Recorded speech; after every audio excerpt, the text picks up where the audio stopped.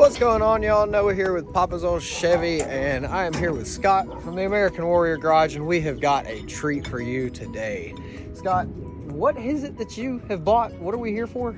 What's up? Well, this morning I got while I'm hanging out, I'm going through Facebook Marketplace, and guess what I found? A 1980 model, two-wheel drive Blazer, 1 year only grill, 79,000 original miles, I believe, on Marketplace. So here we are, come in earlier today, kind of made a deal with them, and we're just coming back and picking everything up. So you're going to see it first. Heck yeah. Well, all right, I think we're in a disclosed location. I'm not going to give where we're at. I know we are in Powder Springs, Georgia, but I think the car is back here behind the fence. So we're going to get back here. We're going to do a walk around of it and do a full check over to make sure everything's good. Call it a day, load it up on the trailer. Let's go.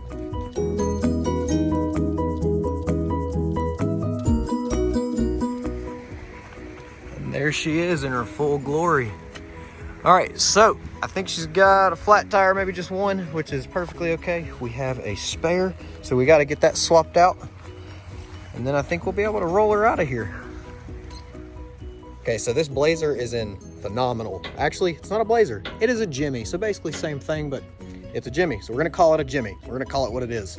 I think this is in really, really, really good condition. So I think this is gonna make for a really good multiple part series. So I think this first video, all we're gonna do is get a walk around of it, give you a full in and out, all the underneath and everything, and then we'll load it up on the trailer. Then you'll have to stay tuned for part 2. Dang, that tire is shredded. How would you like to be on that when that thing went off?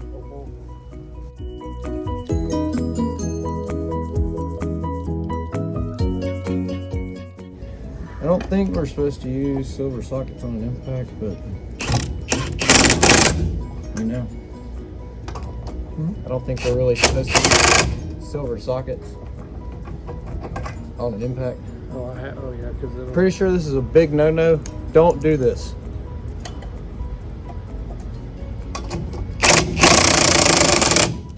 Actually, I'm not pretty sure, I'm positive. Don't do this.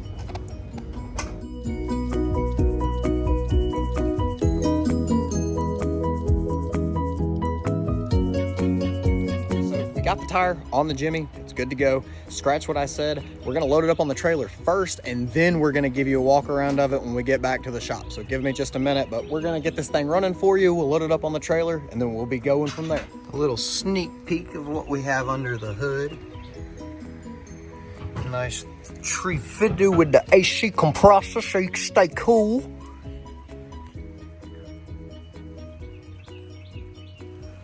Can't really go anywhere without the battery.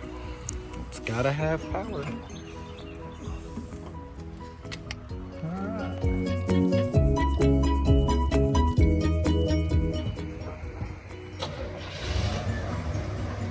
She fired up immediately. Beautiful. That's awesome. Oop, I see a little bit of rust right there, but I'm pretty sure that happens to all of these.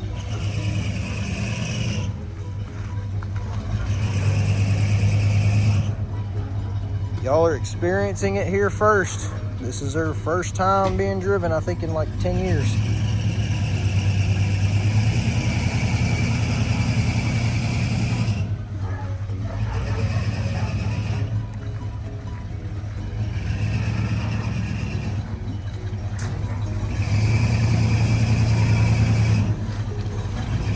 That back tire's locking up right there. That ain't good.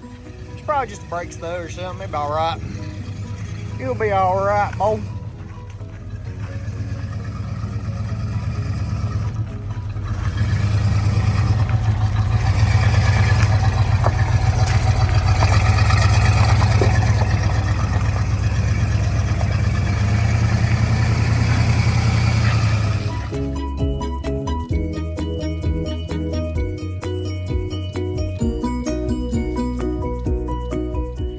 All right, so we're gonna get the trailer hooked up to the truck, or I guess the truck hooked up to the trailer so it don't go anywhere while we're going down the road. And once we get back to the shop, we'll give you a full walk around of everything and show you the ins and outs of pretty much the entire Jimmy. Strap 1, strap 2, Oh, the sun.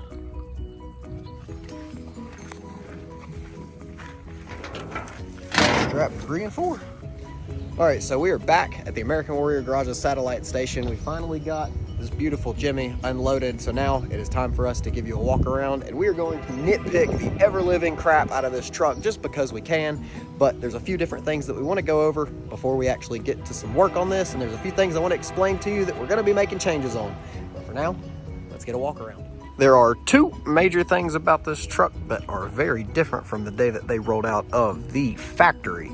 That one we are going to change, and the other we are actually going to leave the same. The first major thing we're going to touch base on is the engine. As you can see under the hood, we have got ourselves a crate motor 350.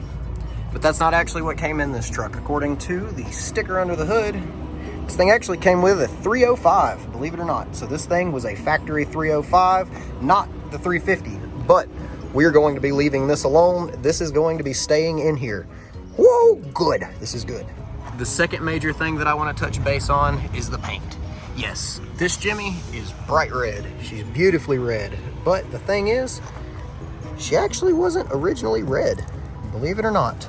After taking a closer look at the paint job that is on this Jimmy and checking out the original parts identification card that's in the glove box, this truck was actually carmine red and white. She was a beautiful two-tone. She would have had a beautiful white top, the red top of the truck, the white center point, and the red bottom.